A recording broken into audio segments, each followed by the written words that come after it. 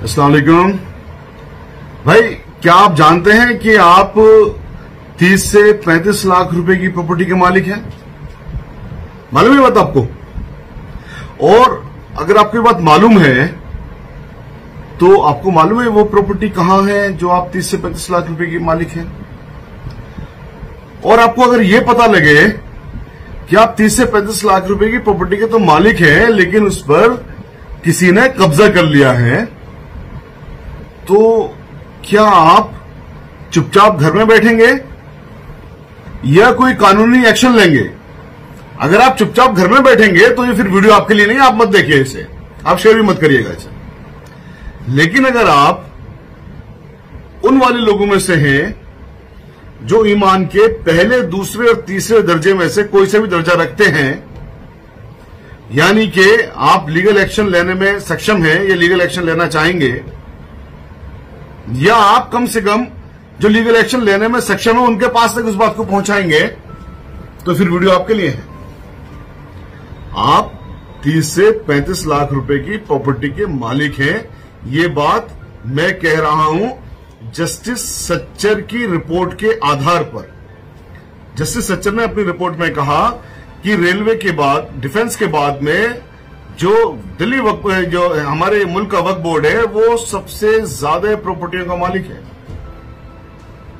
और अगर उन वक्फ प्रॉपर्टियों को हम मार्केट वैल्यू में तब्दील कर दें तो हर इंडियन मुसलमान के हिस्से में तकरीबन 30 से 35 लाख रुपए की प्रॉपर्टी आती है। अब आप सोचिए आपके घर में कितने मेंबर हैं? 2, 3, 4, 5, तो आप करोड़ों रुपए के मालिक हैं। और जरा साथ साथ ये भी सोचिए कि झुग्गियों में रहने के लिए मजबूर हैं, वो भी करोड़ों रुपए के मालिक है। और ये सब बहुत आसानी से आपको मिल सकती है, मुश्किल नहीं है। देखिए मैं आपको बताऊं, आज यौम आजादी का दिन है, आज जश्न का दिन है। आज से 100 साल पहले पूरे हमारे सिख ब्रादर, जो हमारे सिख भाई हैं, वो उस कॉन्सेप्ट पर उन्होंने काम किया। दरअसल होता क्या है, हमारे जो वक्फ प्रॉपर्टियां हैं ना, उसके जो मेंबर्स हैं, उसके जो चेयरमैन है, उनको सरकारें चुनती हैं, और सरकार जिसको चुनेगी वो सरकार के कहने पे काम करेगा, नहीं करेगा? जब वो सरकार के कहने पे काम करेगा तो नतीजा क्या होगा?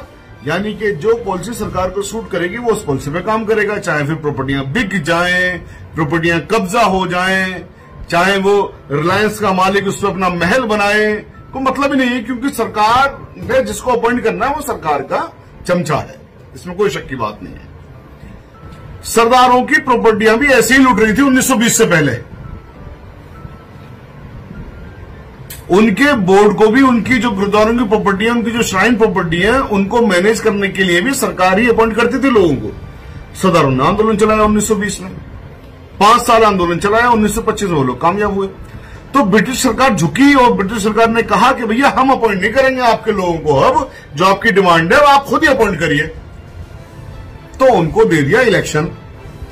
अब उनके में क्या होने लगा, 1925 में जो गुरुद्वारा एक्ट आया 1925, जिस पर महात्मा गांधी जैसे आदमी ने कहा था कि आज हम जंग आजादी की पहली जंग जीत गए, उसके अंदर क्या था कि सरकार ने अपने आप से लोगों को अपॉइंट करना बंद करके वो अपॉइंटमेंट दे दिया सीधे सरदारों के हाथ में।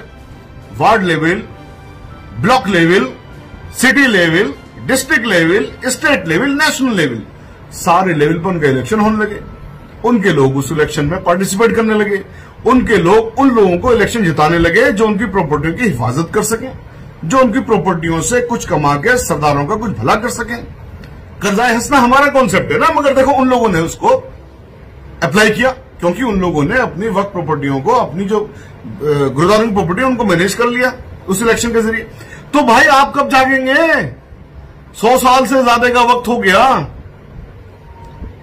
पूरे 100 साल इस डिमांड को सरदार 100 साल पहले जाग गए, उन्होंने डिमांड की, 5 साल में वो कामयाब हो गए।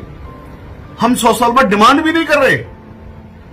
और देखो ये जो सब्जेक्ट है ना, इसमें कोई शक की बात नहीं है, पॉलिसी मैटर है, सरकार बनाएगी इस पर एक्ट, कोर्ट नहीं कर सकती इसमें काम। हमने बहुत सारी पिटीशन लिखी है इसमें, और ये चूंकि सेंटर और स्टेट दोनों का सब्जेक्ट है, यानी कि सेंट्रल गवर्नमेंट भी इस पर एक्ट बना सकती है और स्टेट गवर्नमेंट भी बना सकती है। तो आप अपने अपने शहरों में, अपने अपने स्टेट में मांग करिए ना अपनी अपनी सरकारों से कि भैया सरदारों को तो जो चीज मिल गई 1925 में, उसकी हम डिमांड चलिए आप कर रहे हैं, हमें भी दे दीजिए वही चीज, क्यों अनोखी चीज तो नहीं मांग रहे।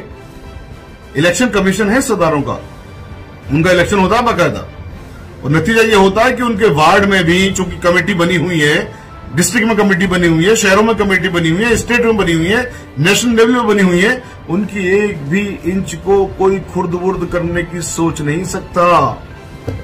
आपकी कमेटियां नहीं बनी हुई है, आपके बोर्ड में जिम्मेदार जो बैठे हैं वो सरकार के लोग बैठे हैं, और फिर सरकार उनको खुर्द बुर्द करवाती है। इलेक्शन लड़ने को तो पैसा चाहिए ना। तो ये पैसे, ये प्रॉपर्टियां आपकी हैं।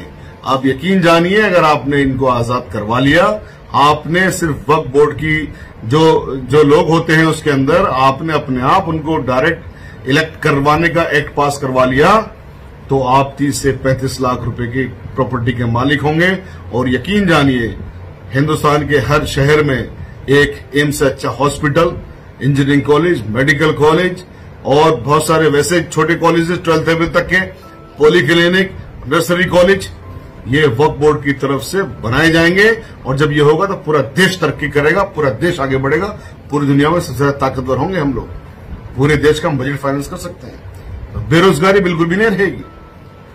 एक के लिए इस चीज से आप बेरोजगारी भी खत्म कर रहे हैं, आप देश को भी आगे बढ़ा रहे हैं, आप देश के अंदर खुशहाली भी लेके आ रहे हैं, आप देश का बजट फाइनेंस करने में सक्षम भी हो रहे हैं।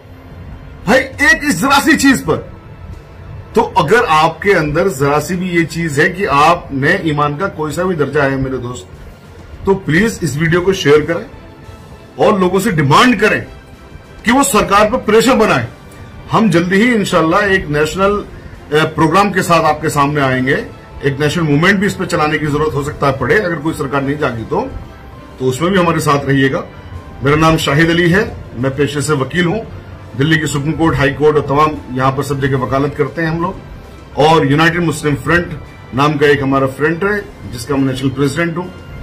वक्फ लिबरेशन मूवमेंट भी हमारा एक चल रहा है, और बहुत सारे जो वक्फ एक्टिविस्ट हैं पूरे मुल्क भर के अंदर, वो सब भी हमसे जुड़े हुए हैं, हम उनसे जुड़े हुए हैं। लेकिन मैं इस वक्त आप सबके सामने हूं, मैं इस चीज को आम लोगों तक ले जाना चाहता हूं कि आप लोग कितने अमीर हैं, और आप लोग चूंकि आपको पता नहीं है शायद, इसलिए आप चुप बैठे हैं, वरना आप चुप नहीं बैठते। आपकी कोई एक इंच पर भी कब्जा करने की सोचे तो मेरे ख्याल आप हर मुमकिन कोशिश करते हैं, लड़ते हैं। दोस्तों, ये भी आप ही की प्रॉपर्टी है, ये भी आप ही की जायदाद है, ये भी आप ही का सब कुछ है। ये कॉन्सेप्ट जो इस्लाम का कॉन्सेप्ट है, ये कॉन्सेप्ट नबी करीम सल्लल्लाहु अलैहि वसल्लम क्या जो कॉन्सेप्ट है, ये जो हजरत उमर फारूक रज़ियल्लाहु अन्हु का कॉन्सेप्ट है, इस कॉन्सेप्ट की बेस पर ही हम गरीबी हटा सकते हैं, हम भुखमरी हटा सकते हैं, हमारी जो बहनें बेवाएं हैं उनको हम पेंशन दे सकते हैं, हमारे इमामों को, देखिए दिल्ली में हमने कुछ प्रॉपर्टियां आजाद करवाई, 990 वक्त प्रॉपर्टियां खाली करवाने के ऑर्डर करवाए, कुछ प्रॉपर्टियां उससे खाली हुई। हमने दिल्ली में इमामों को सरकार से 20,000 रुपए महीना तनख्वाह दिलवाई इस वक्त प्रॉपर्टी की कमाई से। अब सोचिए अगर सारी खाली हो जाए तो कितनी कमाई होगी, सब पूरा इंसाफ होगा। और इसमें आपके आड़े कुछ भी नहीं है, आप एक अच्छी बात कर रहे हो, जो चीज हमारे सरदार भाइयों के पास है उस चीज के लिए मांग कर रहे हो। कोई कानूनी अड़चन नहीं है, कोई परेशानी की बात नहीं है, कोई डरने की बात नहीं, किसी चीज की बात नहीं है। ठीक है, तो करेंगे ना इंशाल्लाह। मैं फिर कह रहा हूं, जो लोग अपने हक के लिए जरा से भी सचेत नहीं है, जरा से भी जिंदा नहीं है, ये वीडियो उनके लिए नहीं है। लेकिन जिनमें जरा सा भी तीनों दर्जों में से कोई भी दर्जा है तो ये आपके लिए है। आप प्लीज इस वीडियो को शेयर करिए और हमसे जुड़े रहिए। शुक्रिया। अस्सलाम वालेकुम।